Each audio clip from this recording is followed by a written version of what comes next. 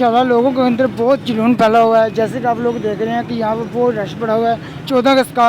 तो इंशाल्लाह जैसे पहले 14 अगस्त मनाई जाती है उससे ज़बरदस्त मनाई जाएगी। इंशाल्लाह हम लोगों की यही दिल की ख्वाहिश है कि हम पाकिस्तानी हम ये 14 अगस्त मना कर रहेंगे, जो मर्ज़ी हो जाए हमारे भी। तो इंशाल्लाह हम लोग ये काम करते रहेंगे और 14 अगस्त मनाते रहेंगे। ये जश्न आज़ादी पाकिस्तान का हमारा ये दिल की आवाज़ है, दिल की आवाज़ है। ये पाकिस्तान दिल की आवाज़ है। महंगाई की वजह से लोग बहुत परेशान हैं और हमारा सामान तो पड़ा हुआ है, कोई ख़रीदने के लिए आ ही नहीं रहा। इतनी ज़्यादा महंगाई हो गई है, समझ नहीं आ रही कि क्या करें। समझ नहीं आ रही कि कैसे हम इस माल को बेचें। शायद हमें इस दफ़ा लॉस होगा और अगली दफ़ा शायद ना माल लेके और ना लगाएं। ये मुसलमान कौम है ना जनाब, जरा ना अपना जश्न आज़ादी मनानी है, भावें जितनी मर्जी महंगाई कर लो, ये कोई मसला नहीं है। अस्सलाम वालेकुम नाज़रीन, HR न्यूज़ के साथ हूँ, मैं हूँ हैदर अली। इस वक्त हम मौजूद हैं डस्का सिटी में और यहाँ आवाम से पूछते हैं कि वो कल जश्न आज़ादी के दिन क्या तैयारी कर रहे हैं और उनका क्या जज्बा है। आइए चलते हैं आवाम के पास। बहुत ज़्यादा है, आप देख रहे हैं हर चीज़ किस हिसाब से लगी हुई है और हर चीज़ अल्लाह की मेहरबानी से बिके जा रही है। तो पाकिस्तानी है, पाकिस्तानी कौम में आपको पता जज्बा तो होता ही है, ये बात है। और तो कोई महंगाई का कोई असर नहीं है, लोगों की बड़ी तादाद निकल रही है। नहीं, वो वही रेट पिछले साल वाले ही रेट है, कोई 10-20 रुपये का फ़र्क है तो उसको फ़र्क कोई नहीं है, इतनी बात ही है। और बाकी माशाल्लाह सारा कुछ सही चल रहा है। इंशाल्लाह जोशो खरोश मनाई जाएगी तो काफ़ी माशाल्लाह रश भी है। आज़ादी का दिन सुबह इंशाल्लाह अल्लाह खैर करे। बच्चे शॉपिंग कर रहे हैं, गुब्बारे वगैरह ले रहे हैं बच्चे वगैरह। इंशाल्लाह जोशो खरोश मनाई जाएगी 14 अगस्त। पाकिस्तान जिंदाबाद। लेकिन बाजियां दे पाबंदी लगी हुई है, तो फिर भी सेल कर रहे हैं। वाजियां सेल कर रहे हैं, लाने पैना फिर पाबंदी लगी है, हटाना फिर तो इन्होंने। महंगाई का कोई असर नहीं है ਇਹਦੇ ਤੇ। महंगाई का ज़ाहिर असर तो है, आज़ादी तो देने दूँगा, आज़ादी देखी महंगाई देखी है।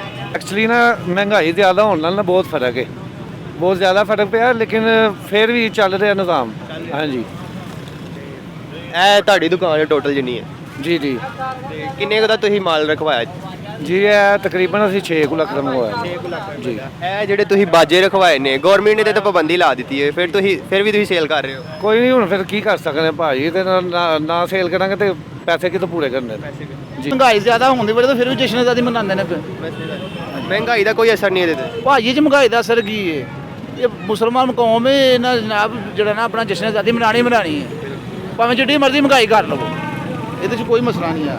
ਇਸ ਹਿਸਾਬ ਨਾਲ ਜ਼ਿਆਦਾ ਕਿ 14 ਅਗਸਤ ਮਨਾਏ ਜਾ ਰਹੇ ਹਨ। ਨਹੀਂ ਜਾ ਰਹੀ ਇਨਸ਼ਾਅੱਲਾ ਮਨਾਏ ਜਾਏਗੀ। ਪਰ ਲੋਕਾਂ ਨੂੰ ਹੱਲੇ ਮੈਂ ਕੁਝ ਲੋਕਾਂ ਨੂੰ ਪੁੱਛਿਆ, ਉਹ ਕਹਿ ਰਹੇ ਨੇ ਕਿ ਮਹਿੰਗਾਈ ਦੀ ਵਜ੍ਹਾ ਨਾਲ ਲੋਕ ਬਹੁਤ ਤੰਗ ਨੇ ਤੇ ਇਸ ਦਫਾ ਕੋਈ ਚਾਹਤ ਨਹੀਂ। ਭਾਈ 14 ਅਗਸਤ ਦੇ ਅੱਗੇ ਤੇ ਕੁਝ ਨਹੀਂ, ਜਿਸ ਤਰ੍ਹਾਂ ਇਹ ਤਿਉਹਾਰ ਆਉਣ ਡਿਆ ਵੀ ਤਿਉਹਾਰ ਹੈ, ਕੋਈ ਮਸਲਾ ਨਹੀਂ। 14 ਅਗਸਤ ਜਿਸ ਤਰ੍ਹਾਂ ਵੇਖੋ ਰਸ਼ ਤੁਹਾਨੂੰ ਵੀ ਪਤਾ ਨਜ਼ਰ ਆ ਰਿਹਾ, ਮਤਲਬ ਕਿ ਮਹਿੰਗਾਈ ਕੋਈ ਅਸਰ ਨਹੀਂ ਕਰ ਰਹੀ। ਕੋਈ ਅਸਰ ਨਹੀਂ ਕਰ ਰਿਹਾ ਜੀ। 14 ਅਗਸਤ ਵਾਸਤੇ ਕਿਹੜੀ ਮਹਿੰਗਾਈ ਹੁੰਦੀ बेहतरीन होएगी माशाल्लाह भाई, ਬਿਹਤਰੀਨ अल्हम्दुलिल्लाह भाई, ਕੋਈ ਫਰਕ ਨਹੀਂ ਨਜ਼ਰ ਆ ਰਿਹਾ ਲਾਸਟ ਈਅਰ कोई फ़र्क नहीं है भाई।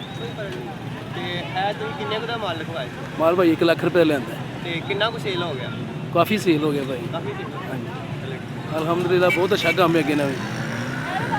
ਤੁਹਾਨੂੰ ਲੱਗਦਾ ਕਿ ਇਸ ਦਫਾ ਵੀ ਲੋਕ इंशाल्लाह निकलेंगे वाम शाम तक, ज़रूर निकलेगी इंशाल्लाह, ज़रूर निकलेगी।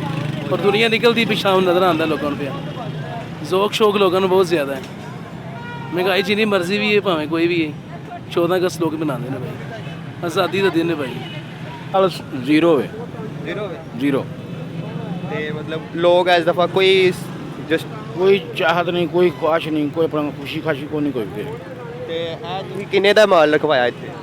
ये माल तो मेरे को तकरीबन कोई 2-2.5 लाख का सेल की 15,000 रुपये 8 दिनों से 15-20 हज़ार रुपया सेल की। ਤੇ ਆਖਰੀ ਲਾਸਟ ਵਾਰੀ ਜਦੋਂ ਪਿਛਲੇ ਸਾਲ ਕਿੰਨੇ ਦਾ ਰਖਵਾਇਆ ਸੀ ਤੁਸੀਂ?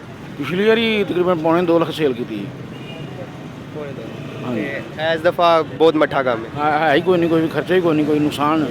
महंगाई की वजह से लोग बहुत परेशान हैं और हमारा सामान तो पड़ा हुआ है, कोई ख़रीदने के लिए आ ही नहीं रहा। इतनी ज़्यादा महंगाई हो गई है, समझ नहीं आ रही कि क्या करें। समझ नहीं आ रही कि कैसे हम इस माल को बेचें। शायद हमें इस दफ़ा लॉस होगा और अगली दफ़ा शायद ना माल लेके और ना लगाएं, क्योंकि महंगाई बहुत ज़्यादा हो गई है। ये आपने टोटल कितने का माल लगवाया? ये हमने 1 लाख का माल लेके आए, पहले हम 3-4 लाख का लाते थे। 1 लाख का माल हमने पिछली दफ़ा जब ख़रीदा था तो इससे डबल था, इस दफ़ा उससे कम है। मतलब पिछली दफ़ा 3 लाख भी होता था तो सेल हो जाता था, खरीद लेते थे लोग। अब इस दफ़ा नहीं खरीद रहा कोई इस तरह लोग नहीं खरीद रहे, महंगाई की वजह से लोग नहीं खरीद रहे। और ये जो आपने बाजे लाए हुए हैं, ये इनको पर तो गवर्नमेंट ने पाबंदी लगा दी हुई है, फिर भी हमने आप तो छोटे बच्चों के बस रखे हैं और बड़ों के रखे ही नहीं हमने।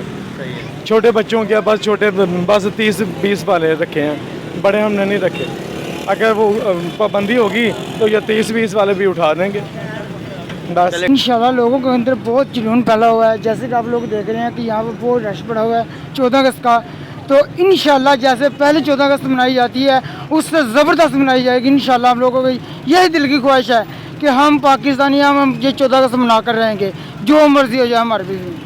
तो इंशाल्लाह हम लोग ये काम करते रहेंगे और 14 अगस्त मनाते रहेंगे। ये जश्न आज़ादी पाकिस्तान का हमारा ये दिल की आवाज़ है, दिल की आवाज़ है, ये पाकिस्तान दिल की आवाज़ है। लेकिन इस दफ़ा महंगाई भी ज़्यादा हो गई है पिछली दफ़ा से, कोई असर है उस महंगाई का इस पर?